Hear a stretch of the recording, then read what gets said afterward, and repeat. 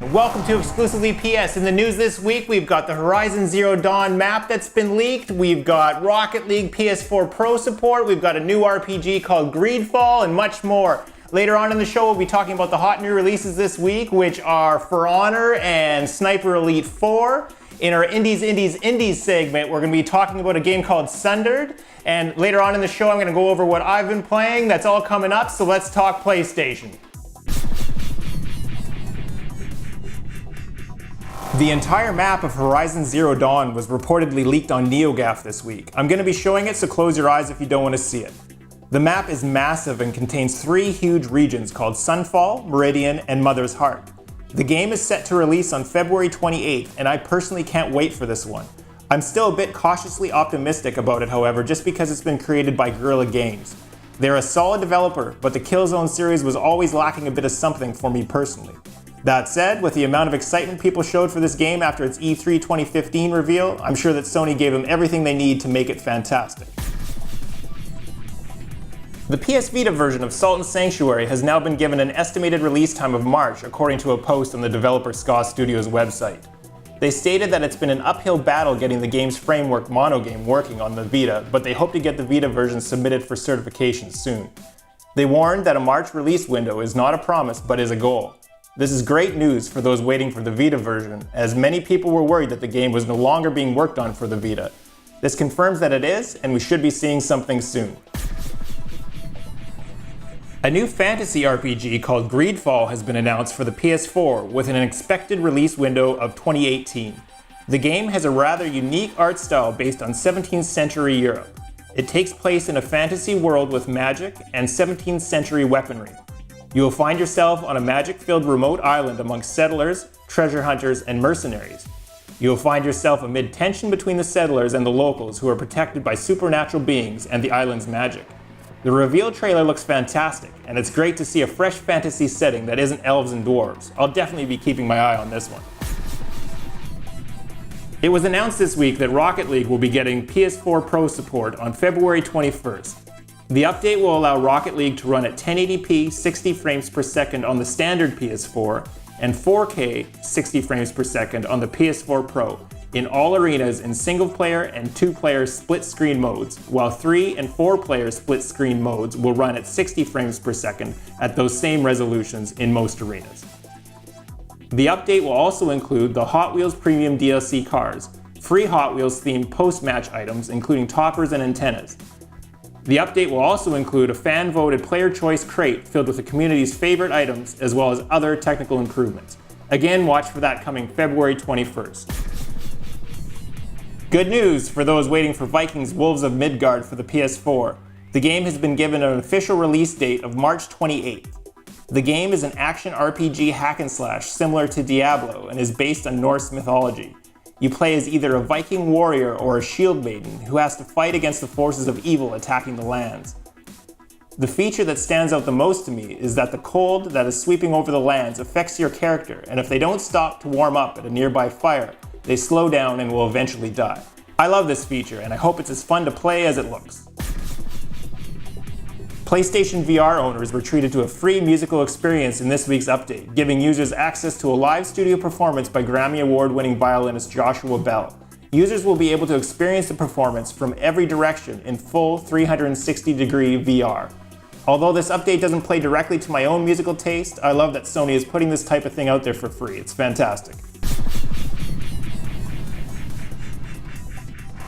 And the first big new release this week is For Honor for the PS4. I've talked at length about my impressions of the game on previous episodes, but the game looks great.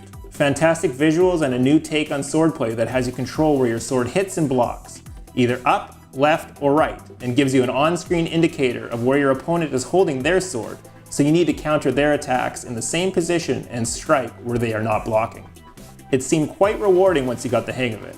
As I mentioned before, the game isn't quite for me because of the small team size and a multiplayer focus, as I prefer multiplayer games with a higher player count so that my abysmal skill level doesn't have quite so much impact on my team. But if you enjoy competitive multiplayer games with team sizes up to 4v4 and enjoy the skill level involved in the swordplay, this game might be good for you. There is currently no Metacritic average for the game, as it is quite involved and will take most reviewers a few days to issue a review score. The second big new release this week is Sniper Elite 4 for the PS4. It's a third-person tactical shooter with stealth elements. The game is set in Italy in 1943 during World War II and takes place immediately following the events in Sniper Elite 3. Your character is an Office of Strategic Services agent who is assisting the Italian resistance force as they battle the fascists. The game features a kill cam that will activate when your sniper makes a long shot, and the camera will follow the bullet as you watch it rip apart your enemies. In Sniper Elite 4, the kill cam will also show shrapnel, melee, and stealth kills. The game currently has a 77 average on Metacritic, and IGN gave it an 8.3, saying Sniper Elite 4 is a smart, strategic shooter that empowers you to make your own path. Indies is a segment of the show where I highlight the latest developments in the indies world and maybe draw your attention to some games that might not yet be on your radar. In this week's segment, I'd like to draw your attention to an upcoming PS4 title called Sundered, which is currently being made by Thunder Lotus Games, the makers of Jotun. Sundered has been labeled as a horrifying fight for survival and sanity, and is a hand-drawn epic which plays like a replayable Metroidvania, similar to Rogue Legacy. In the game, you play as Eshi, who is a wanderer of a ruined world and is trapped inside ever-changing caverns filled with sinister horrors. As I mentioned, the game features beautiful hand-drawn art, and there is a mix of handcrafted and procedurally generated levels, and you will take part in massive boss fights. Players can also look forward to multiple endings which will add to the game's replayability. From what I've seen of the game, it looks fantastic and is definitely one to watch for in 2017. My gaming library has quite a backlog, so this week I finally decided to do something about it. I spent a good portion of my gaming time playing a Dungeons & Dragons game called Sword Coast Legends. This game has received a lot of negative reviews and a great share of criticism from pretty much everyone. I actually almost didn't purchase it because it received so much negativity. When it was first announced, I was sold by the Dungeon Master mode. It allows DMs to create their own dungeons for their friends to explore. Unfortunately, this feature fell flat on its face. But the single player is the closest thing I've played on the PS4 to old role-playing games from the 90s like Baldur's Gate. The decisions I make actually seem to make a difference. Stats, like charisma, have noticeable effects when making dialogue choices. A Dungeons & Dragons game wouldn't be complete without puzzles, and this is really where Sword Coast Legends shines. Most, if not all, the puzzles I've found have been optional, keeping me away from treasure chests or some other form of loot, so if they prove too difficult, you can always move on. The game may not follow the core D&D rules to the letter, but I'm fine with that, because what it gives me is a truly immersive experience and escape that reminds me of reading old D&D novels, right down to the opening screen. When I was a kid, I used to buy D&D novels based on how great the cover art was. I used to spend hours just staring at the artwork, imagining how the adventure I was reading about would look. Sword Coast Legends nails this as well. Some nights I spend several minutes just looking at the character selection screen and the immersive world it depicts. Another thing that I should note is that the character creator played directly to my taste, which is definitely subjective depending on who is playing. But I created a great hero who I feel invested in, and am truly interested in watching his equipment and abilities improve.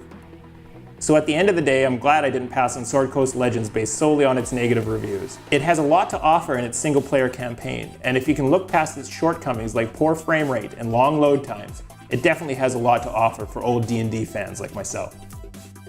And that's it for the show this week. I'll be back next week with more PlayStation. Don't forget to subscribe. I'm Derek Deschamps. Cheers.